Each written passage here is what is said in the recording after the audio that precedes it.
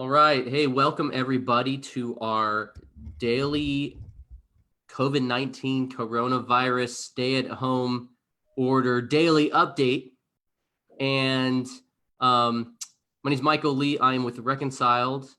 And we have our special panel of guests. I'll quickly introduce them so we can save some time. Dan Luthi with Ignite Spot, Jacob Schroeder with Ascend, Amy Walker with Amy Walker CPA in Houston, and Chris Macksey with Prefix Accounting in Massachusetts, all coming to you live from our homes or private offices or non-discrete locations that we won't disclose. Today, we wanted to provide an update on what we know today in regards to the PPP loan application process.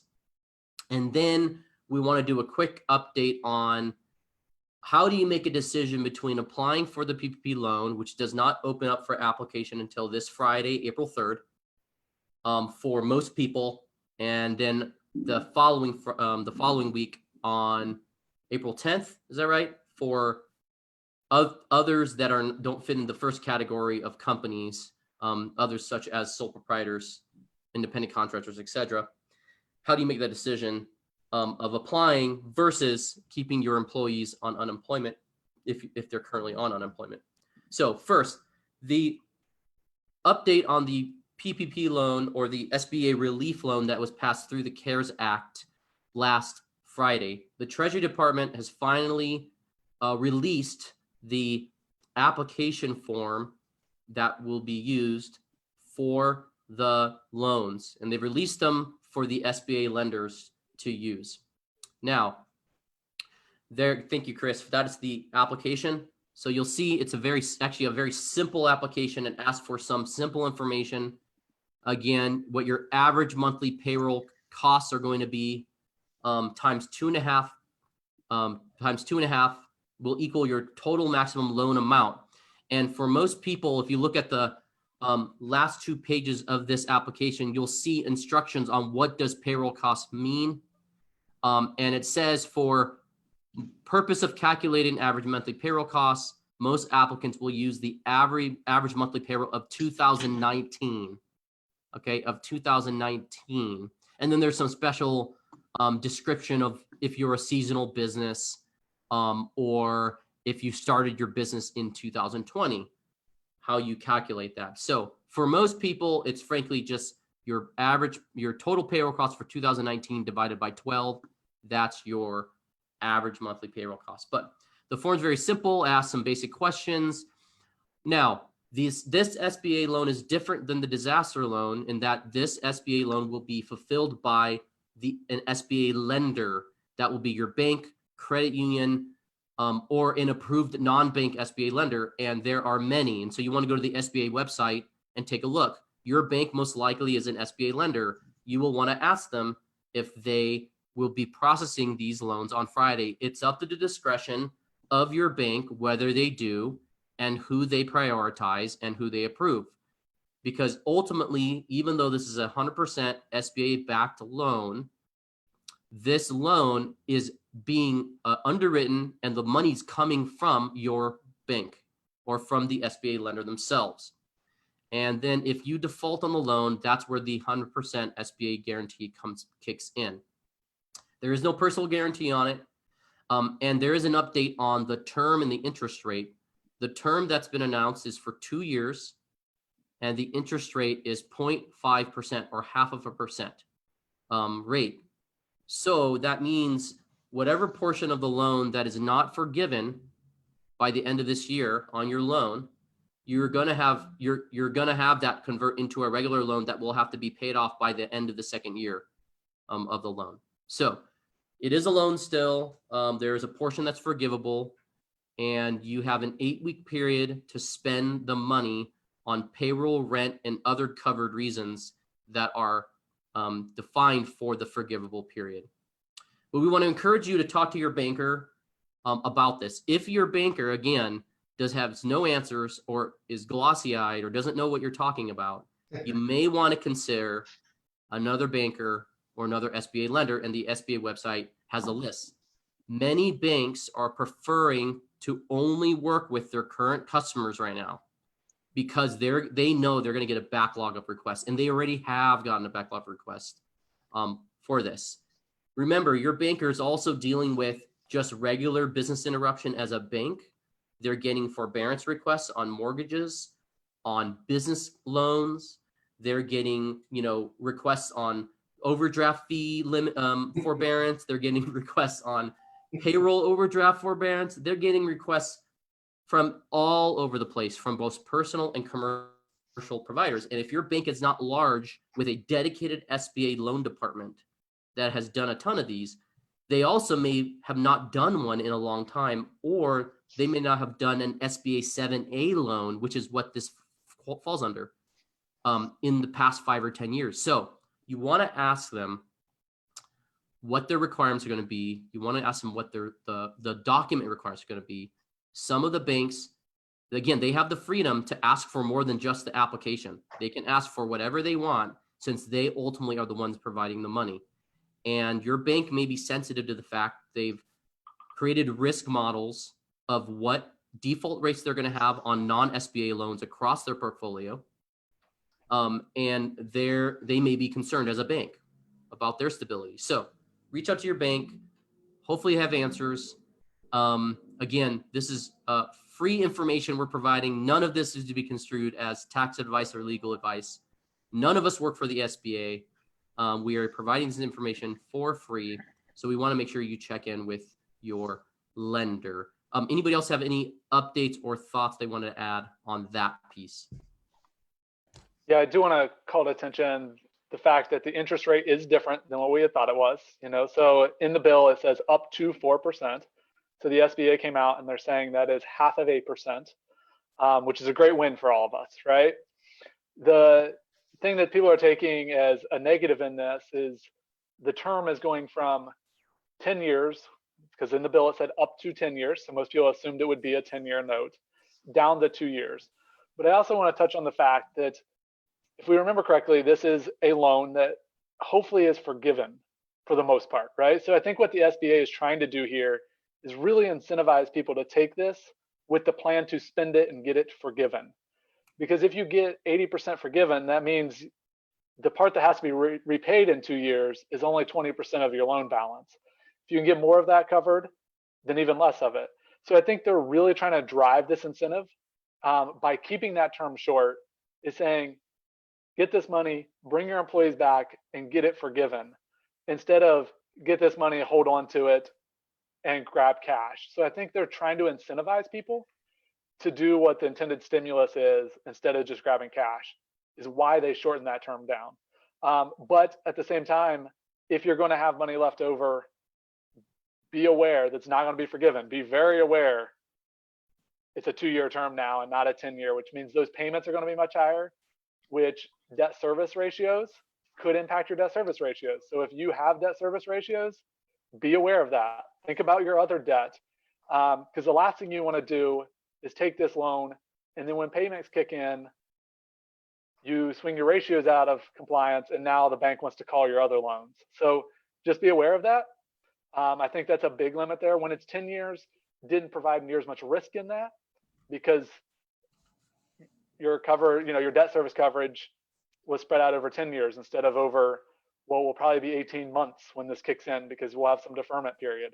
So I think that's really important to look at your overall portfolio and understand what this debt does to it. I might add that a lot of you that are accounting professionals or working for a small business, you're wondering, what can I be doing right now? No, the banks are not, the majority of the banks are not ready to start taking your information. They are gearing up and getting the applications together. But I know, like it's human nature. When it's up, you're going to want to be ready to go. So, be collecting that payroll information. When rules first came out, it was a rolling 12 months, which that actually I think was a harder calculation than just doing 2019. Pull your 941s, start there. If you need to get granular because of maybe you've got some high paid individuals on your team that are going to be subject to that $100,000 cap, you need to take that into account. But start with your 941s. That's going to be your best place to start. throwing those numbers in there.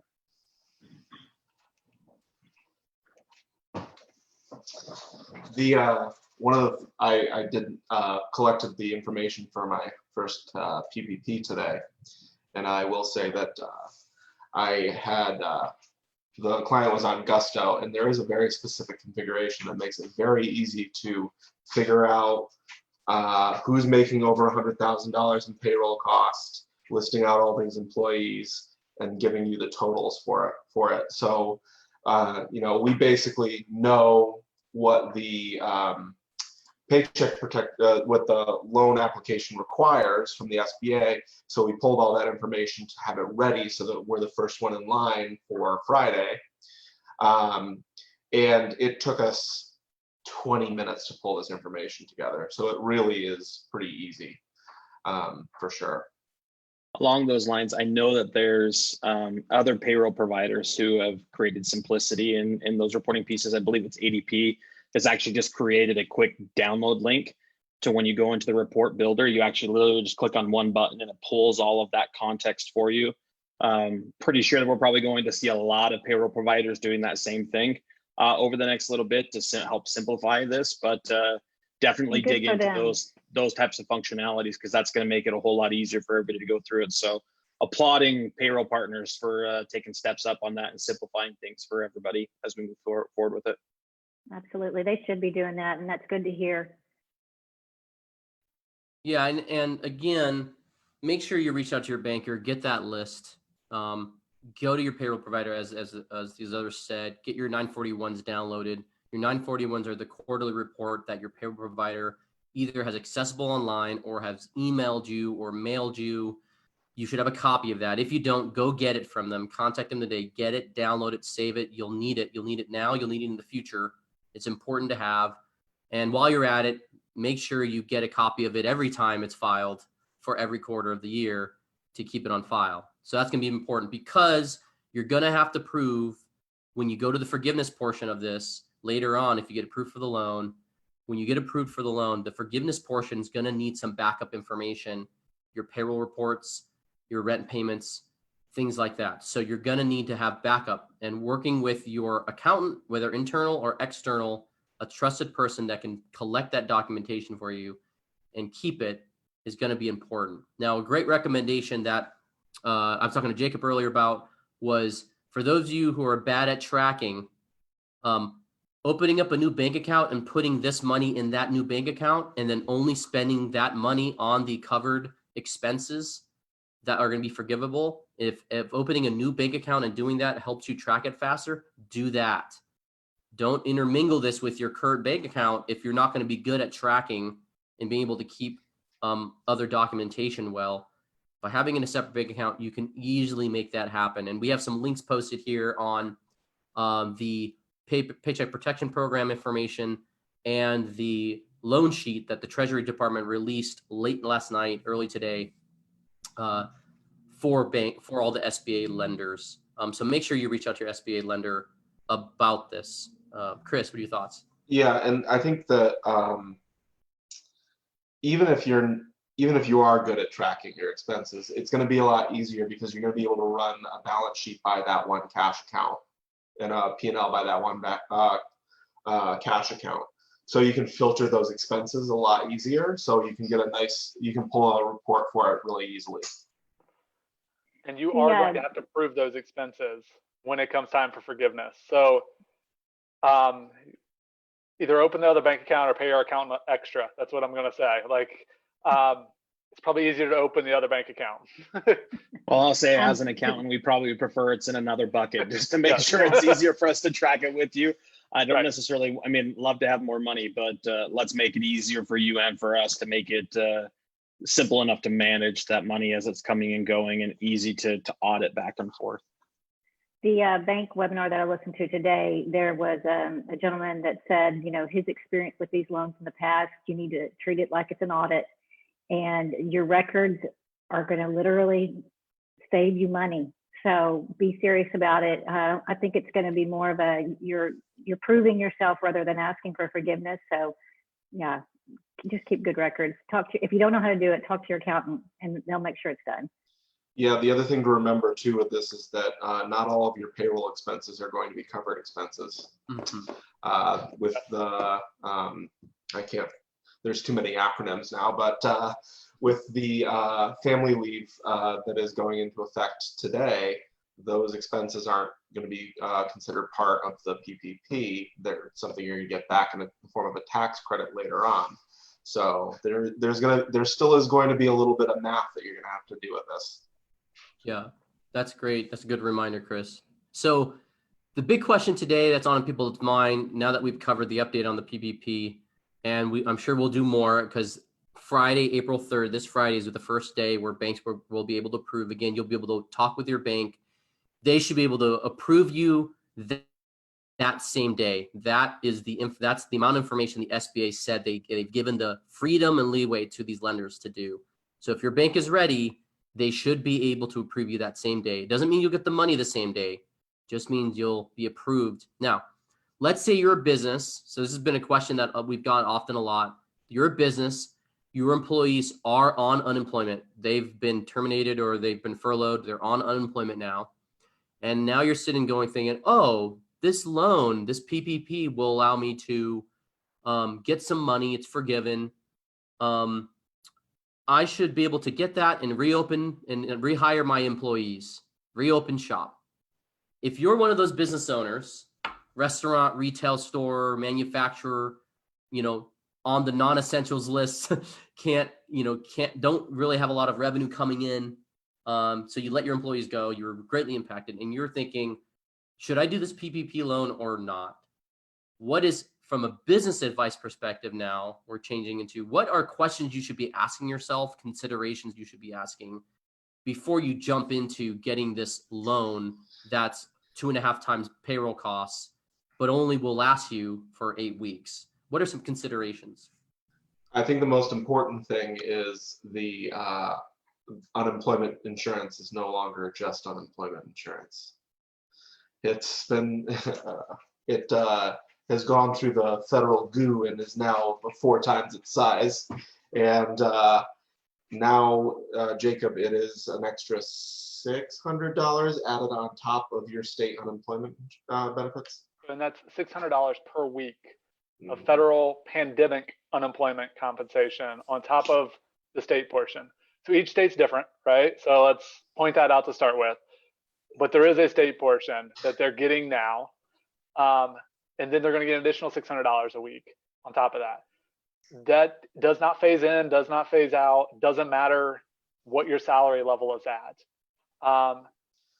And that complicates this a lot.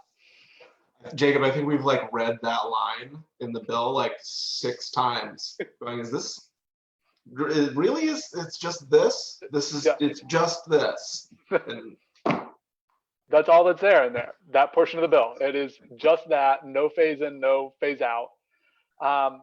So something we've started doing for many of our clients in relation to this is saying, for our employees, what's the right thing to do? And what's that break-even point of when they make a certain amount that they are actually better off on unemployment? And understanding what that is challenging.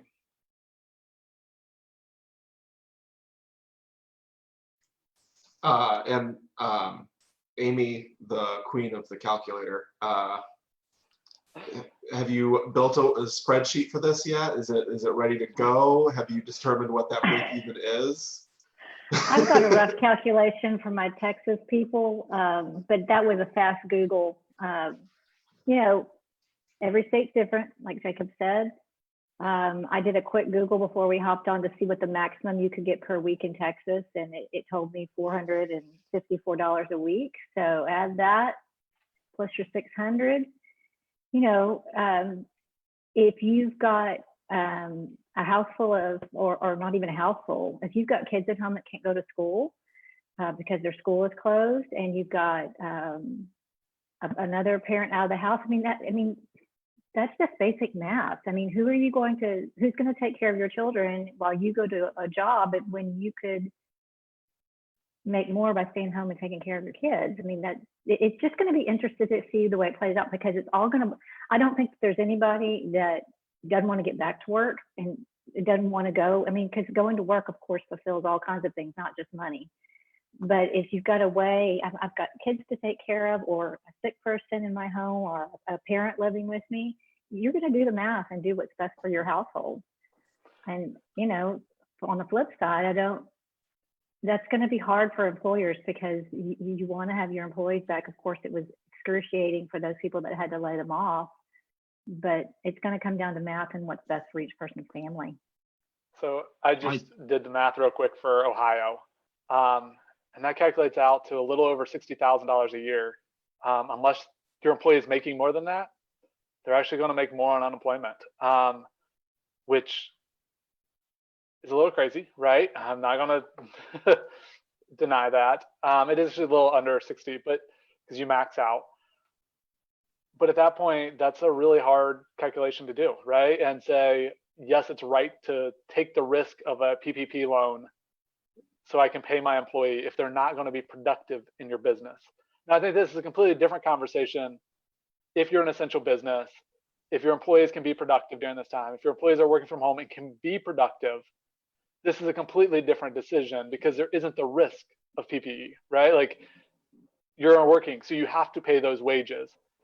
This is a major different calculation if you're trying to do what's right for your employee and bring them back and pay them with the PPE proceeds. I do want to point out one other thing, that you need to be aware of your state laws around how health insurance and other benefits are handled in a furlough or layoff situation, and how you're going to handle this and what that other impact is on your employees from that standpoint. If you've already laid them off, you've already made that decision and that impact's there. So then it's just understanding the risk of bringing them back. Sorry, Dan. No, I very great clarification. I think the one piece just to add on to that from that standpoint too is this is for, you know, the additional money is for unemployment, right? I mean, this is people who we've let go, who we've furloughed, who we've gone through this avenue. And if someone was to come into your organization today and say, well, I'm going to quit so I can get this, you're not eligible for unemployment if you quit. So I think that's something that's super crucial to understand through this process, is that as the business owner, you still have control over how these situations work. And this is what makes it so important for you to be educated on what's available to your employees.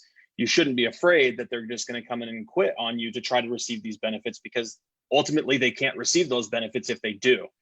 But with that being said, you also have to weigh out the balance of, does it make material sense for us to take out the PPP loan with the attempt that we may not be forgiven, or does it make more material sense because those people aren't going to be valuable through that period of time to have them go on unemployment?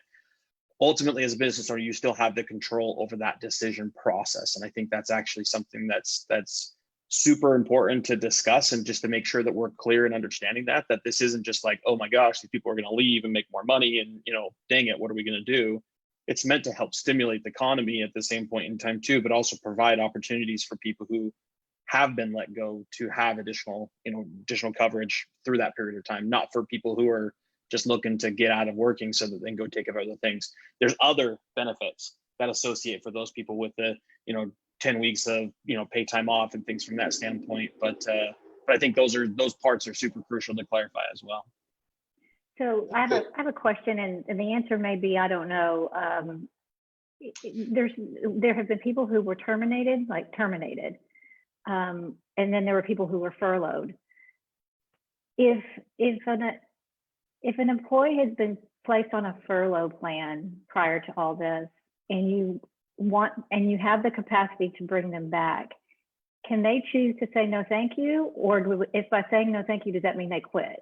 I don't know the answer to that. If they say no thank you, then that means that they have voluntarily left. Okay, so if you are in a furlough situation, that what Dan was saying, this really doesn't apply to you either, because if you can bring them back, they've got a job. Mm-hmm. Okay, so we're talking about people who were for real terminated. Okay. Yeah, I mean, I think that for a lot of people, or for a lot of business owners right now, they're thinking about how they can best help their employees through this. And, we have the paid family leave, and we have unemployment and we have the PPP. And, I think that the options between the PPP and unemployment kind of like make the paid family leave kind of redundant, because you're only going to be making 2/3 of what you normally would make. And then for a lot of people that are making less money, they'll make more money on unemployment than they will if they were just going on the paid family leave. So I think one of the things that for the businesses that I work with, that most of them have been closed by the state, keep them on unemployment. Like it doesn't make sense to bring people back onto payroll for 6 to 8 weeks and then put them back off of and then lay them off again, have them go through this whole process and then have to wait to get back onto unemployment benefits. And to me, if your business is open right now and cash flow is a little bit tight, but you're doing okay, then the PPE totally makes sense. But if you're closed and you're not doing any business or anything, and there's nothing for anybody to do, then why would you put your employees to the turmoil of having to go through all of the work of like going back onto payroll and then going back off of payroll for nothing, when they could make just about as much money? Sometimes they might make more money if they just stay on unemployment the whole time. Right. That's really great, Krista. The way to look at it is, to make sure you look at this PPP. It's not a growth investment. It's not a VC investor. It's not supposed to be a grant. It is supposed to be a stimulus to help those businesses keep people, the payroll protection, keep people or rehire people. But it assumes that their business can continue operating. It assumes that you can, if your business was primarily growing or sustaining on in-person customers coming to a physical space to buy product or services, and you can't reopen by June 1st or July 1st, and you don't know, there really is no purpose going after this PPP loan to, like you said, Chris, to try to rehire people to do nothing when they can't leave their home yet and they have a stay-at-home order. So you want to be really wise about thinking through that on how this pertains and helps your business. And the reality is there's still a lot of industries and a lot of businesses that will not really see the benefit of this loan because they can't reopen anyways, even if they were approved for the loan. They can't reopen and their customer base is gone from purchasing their product or services. So you do want to be wise about that. And that's where talking to an advisor or talking to your attorney or your banker or an accountant are going to be really important for you, and not to make these decisions just on your own. Now, also, as we said yesterday, if you don't have a lot of payroll, this is not going to make sense for you to do. If you don't have higher payroll costs, the better loan for you is the disaster loan or other SBA loan options, or what your bank may be able to offer you. I know some credit unions are even giving emergency loans out themselves, emergency loans with low interest rates. Some credit unions, some banks, they're emailing members saying, do you need $5,000? Do you need 10 grand? If you're a real small business, this may not make sense for you to go through all of this just to get $5,000 or $10,000 from the federal government. You want to go to your bank or go to another access to capital. If you're, I was talking to a client that owns real estate, has no employees. I said, oh, you need to go to the disaster loan. There's no purpose applying for the PPP. You're not going to benefit at all from it. So you want to talk to an advisor through that, and to see which one makes sense. And what we're learning is, because payroll costs might be limited for you, your loan cap on the PPP might be small. You might get approved for a much larger disaster loan that has a long payback period and a lower interest rate and a low interest rate amount. That might make way more complete sense for you than this. Yeah, we talked about that. Sorry, I was going to echo Chris's comments from Monday that said, Friday night, Saturday, we're like 90% of people should go PPP. By Monday, we were down to 30%. I think today we might even be lower than that, right? Of what percent of people should actually be going the PPP route. And I think that's important to consider because it is not the loan that is for everybody. And just because it's the one that has the biggest pool of money and has the most media attention right now doesn't mean it's the right loan for you. Let's talk about timing though. You know, last weekend we were talking about you can apply for both, you want to have options. So I'm thinking if I apply for PPP this Friday, early next week, and I'm getting an instant answer, but yet I'm waiting for my bigger answer for my SBA loan that I've applied for when it first came out. I mean, how long do you wait? It feels like there's time constraints on the PPP.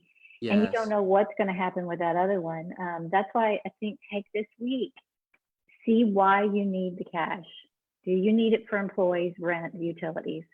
Does that make sense? It's almost kind of a decision tree that's happening based on what your business's needs are. It's interesting. And I think that decision tree, like everybody's like, well, hand me the decision tree. That decision tree is different for every business because it's not like I can create the chart, you know, the Lucid chart out there that walks you through every step of the way, because the details that swing the decision between the two are so what many people call minutia, but they swing the trigger between loans, right? And they make critical points that will make or break whether this is a good thing for your business or a bad thing for your business. So this is where we say you really got to look to your advisors. You have to. I don't know where else you're going to get that knowledge at unless you refer to them.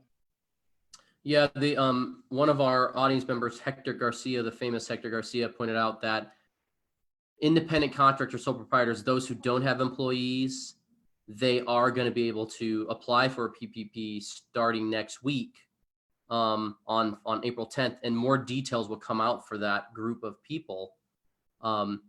But it seems like from the details we have, it will be tied to, so far the details we have, it will be tied to the income for that self-employed person or that independent contractor that's applying for PPP. But we will get more guidelines out, I'm sure, over the next week before those applications open up.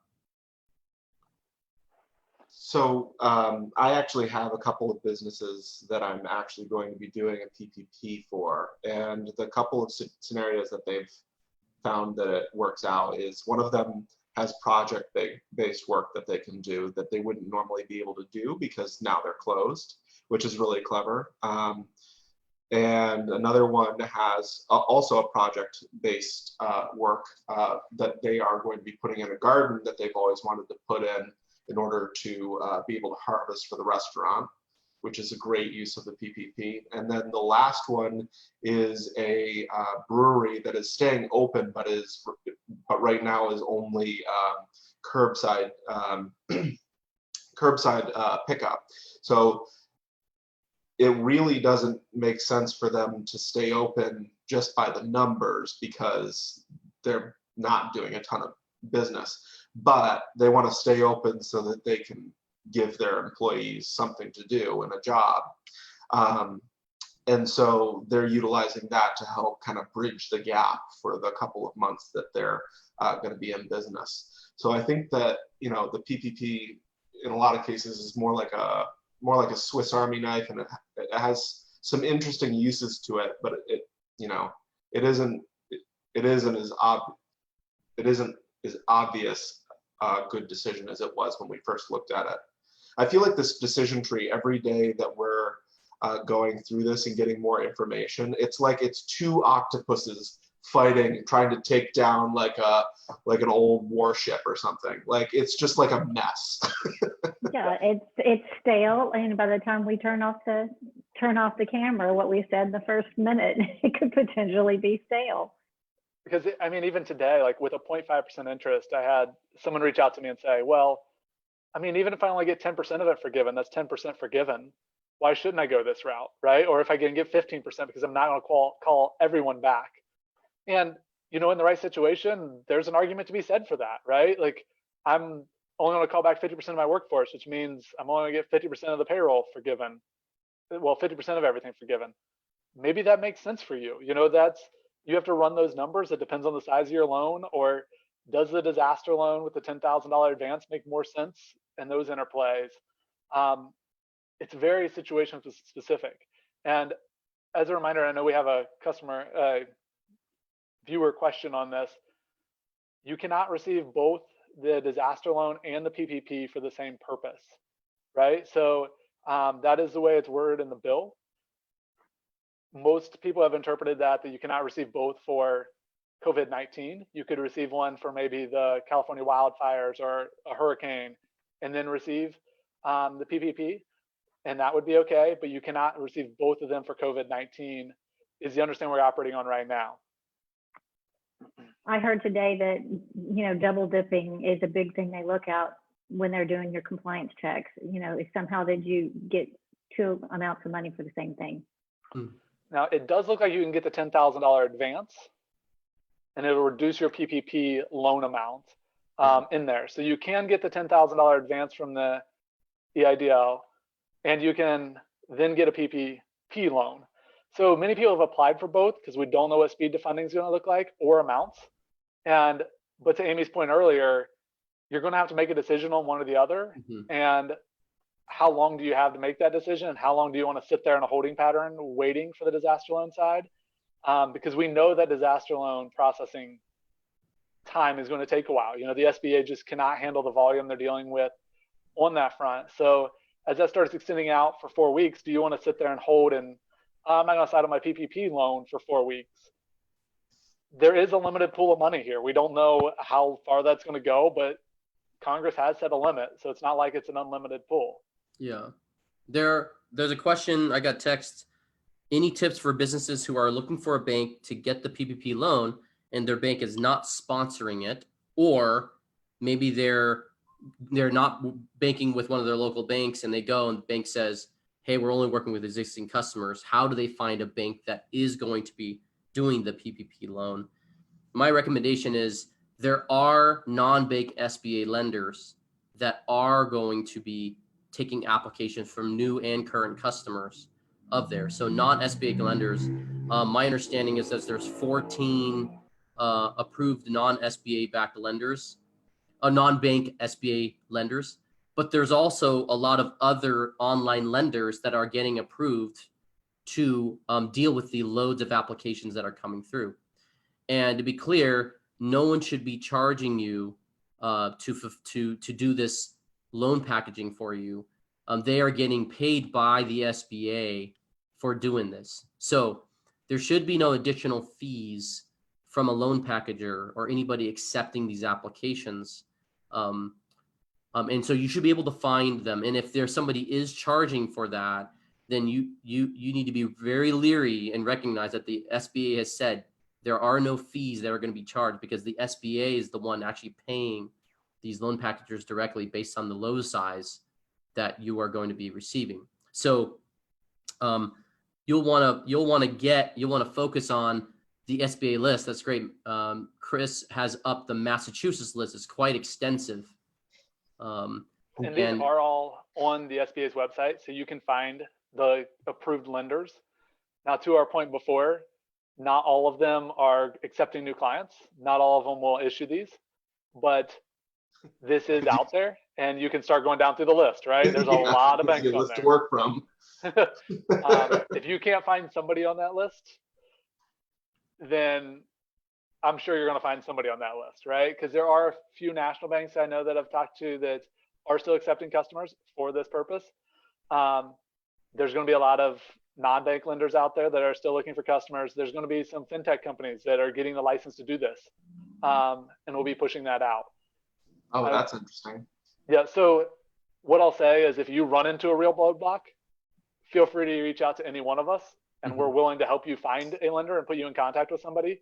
I don't think we're going to mention any here, but know that if you are struggling to find somebody, I'm saying struggling, so you've tried. Don't just reach out to us before you try. Like, if you're struggling, reach out to us, and we'll be more than happy to connect you with somebody.